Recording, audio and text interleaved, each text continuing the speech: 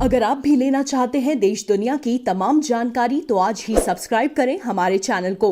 साथ ही नीचे दिए बेल आइकन को जरूर दबाएं ताकि हर अपडेट आप तक पहुंच सके। नमस्कार, प्रभा साक्षी न्यूज़ नेटवर्क देख रहे हैं आप। मैं आपके साथ प्रणव तिवारी। हम मौजूद हैं गोरखपुर की वादियों में, और चूँकि हमारे साथ एक युवा हैं और युवा का मानना है कि कैसे युवाओं को सनातन धर्म की तरफ जोड़ा जाए, और उन्होंने इसको लेकर निरंतर प्रयास किया है। और हमारे साथ इस खास बातचीत में मौजूद हैं डिजिटल बाबा के नाम से विश्व प्रसिद्ध स्वामी राम शंकर जी। आइए जानते हैं उनके तमाम क्रियाकलापों के बारे में और कैसे वो युवाओं के प्रति सनातन धर्म को नए तरीके से जोड़ रहे हैं इन सभी मुद्दों पर। बहुत बहुत स्वागत है महाराज जी। नमस्ते, बहुत बहुत आपको साधुवाद कि आपने बातचीत के लिए समय निकाला और मुझे अपने प्लेटफॉर्म के ज़रिए लोगों से रूबरू किया। महाराज जी, चूँकि आप युवा हैं और आपने निरंतर ये प्रयास किया है कि युवाओं को कैसे सनातनी बनाया जाए, सनातन धर्म की ओर उन्हें प्रेरित किया जाए, कैसे क्रियाकलाप आप करते हैं ताकि युवा जो हैं आपकी तरफ जुड़ सकें और आप उनसे जुड़ सकें।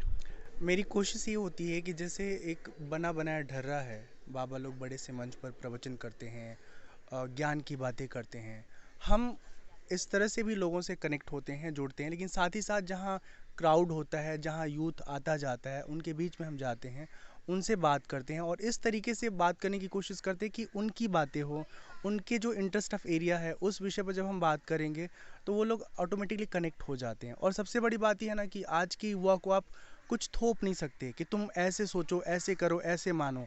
आपको उनके साथ चलना होगा कुछ दूर और चल के उनको समझना होगा और फिर धीरे धीरे उनके मन को अपने हिसाब से ढालना होगा। चूँकि आप डिजिटल बाबा के नाम से ही प्रसिद्ध हुए, टेक्नोलॉजी और डिजिटल दो चीज़ों को लेके आप युवाओं को जोड़ रहे हैं। कैसे आप इसमें लगता है आपको कि कैसे सफलता इसमें मिलेगी और से ज़्यादा युवाओं को आप इस अपने क्लब में जोड़ पाएंगे? देखिए, अभी जो यूथ है वो अधिकतर समय सोशल मीडिया पर इंगेज रहता है, चाहे वो फेसबुक हो, इंस्टाग्राम हो, ट्विटर हो, व्हाट्सएप हो, यूट्यूब हो। जब भी उसको समय मिलता है तो सबसे पहले वो यहीं ताकता झांकता है। और मैं इस बात को समझ चुका बहुत साल पहले, 2017 में मैंने शुरुआत किया था और उसके बाबू वहाँ से हट जाइए।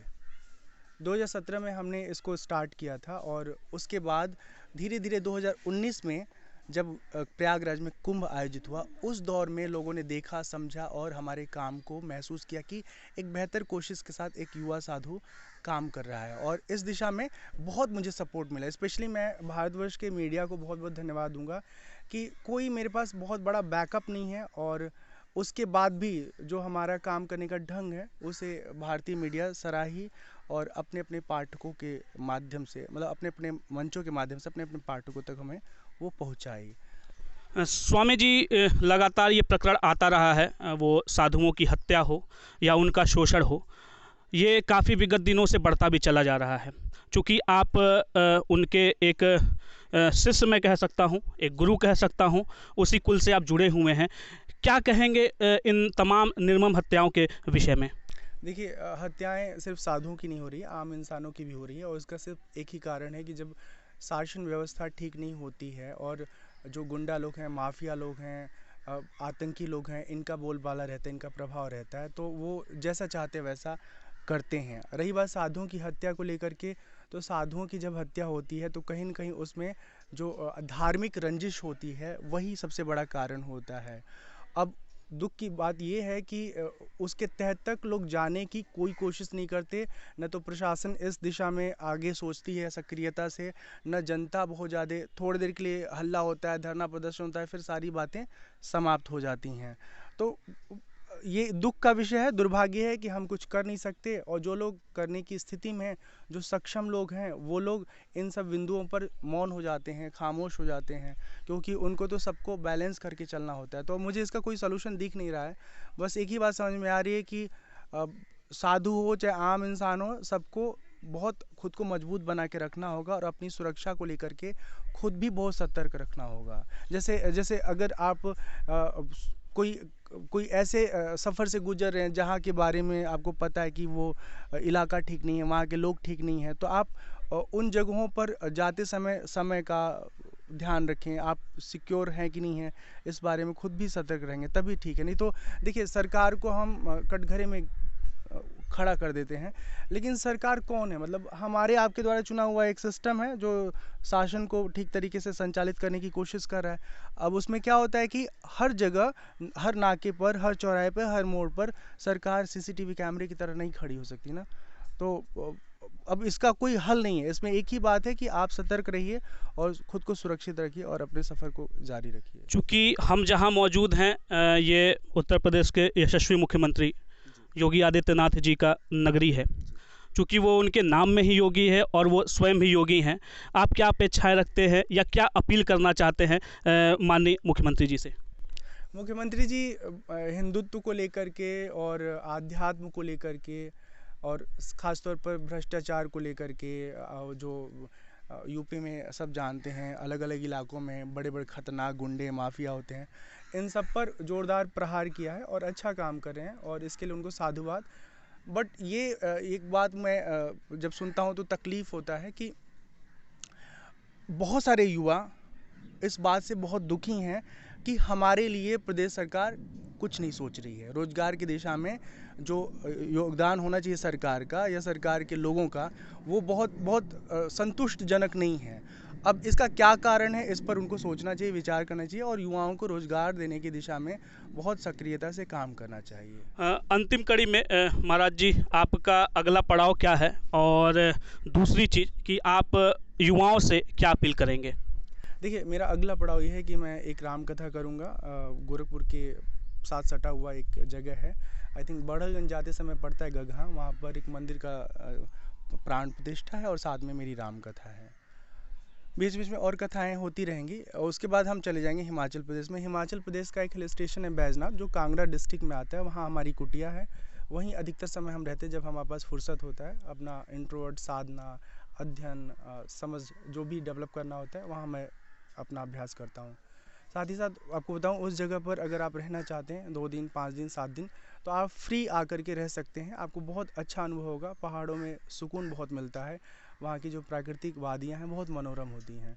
तो ये तो मेरे आगे की स्थिति क्या होगी उसके बारे में मैंने बताया। युवाओं की जहाँ तक आपने बात की, तो युवाओं से सिर्फ इतना कहना चाहते हैं, देखिए, पढ़िए लिखिए और अपने जीवन में अपने लक्ष्य को हासिल करने के लिए हर समय प्रयत्नशील रहिए।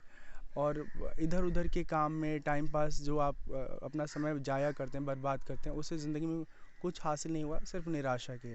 एक समय ऐसा आएगा ना, सारे आपके दोस्त, आपके रिलेशन के लोग, आपके जितने भी जान पहचान के, सब लात मार देंगे, कोई नहीं पूछता। ज़िंदगी में अगर आदमी के सफल वो नहीं हो पाया तो फिर उसके साथ कोई खड़ा ही नहीं होता। इनफैक्ट घर वाले, परिवार वाले, कोई आपको पूछते नहीं हैं। तो बस एक ही बात हमेशा अपने ध्यान में रखिए कि पढ़ाई के समय अच्छे से पढ़ाई लिखाई करिए, नौकरी करिए, पैसे को बचाइए, अपनी ज़िंदगी में अपने हिसाब से हर चीज़ उपलब्ध करिए। और देश में जब रहते हैं तो देश के एक जिम्मेदार नागरिक का जो कर्तव्य होता है, देश को सुंदर रखना, देश की व्यवस्था में कैसे हम अपना योगदान दें। जैसे हम छोटी सी बात करें, हम देखते हैं सड़कों पे जब गुजरते हैं तो लोग गुटखा खा के, खैनी खा करके, पान खा के थूक देते हैं। वो पूरा भद्दा भद्दा सा सड़क दिखता है। सरकारी बिल्डिंग अक्सर आपको इसी तरह से दिखेगी कि जिस पे पीक पड़े हुए हैं, बहुत बुरा लगता है देख करके।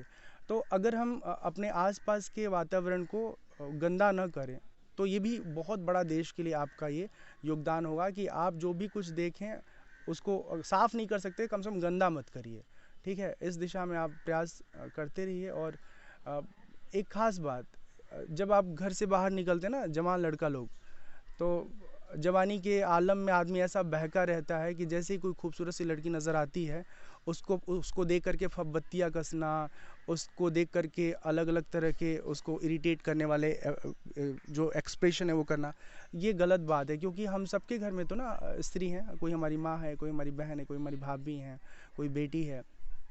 तो आप सोचो कि अगर आप किसी के साथ ऐसा कर रहे हो और हमारे परिवार में किसी बिटिया के साथ ऐसा हो, कितना तकलीफ़ वाली बात होगी। तो बाहर जहाँ भी रहिए, आप ये सोचिए कि हमारे घर की वो बहू बेटी नहीं है, लेकिन किसी के घर की बहू बेटी है, और आप जिसको अनजाने में मजाक का विषय बना रहे हैं, हो सकता है उसके परिवार के लोग बहुत ताकतवर हों, पावरफुल हों, तो फिर आपको आपकी औकात का एहसास करा देंगे वो लोग।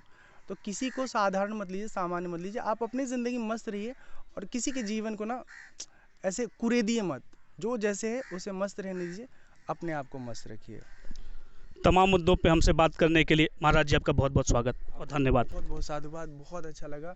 और आप प्रभा साक्षी को देख रहे हैं तो मैं अपनी तरफ से कहना चाहता हूं कि पेज को लाइक ज़रूर करिएगा, साथ में यूट्यूब का जो चैनल है इनका सब्सक्राइब करिएगा और लगातार जुड़े रहिएगा।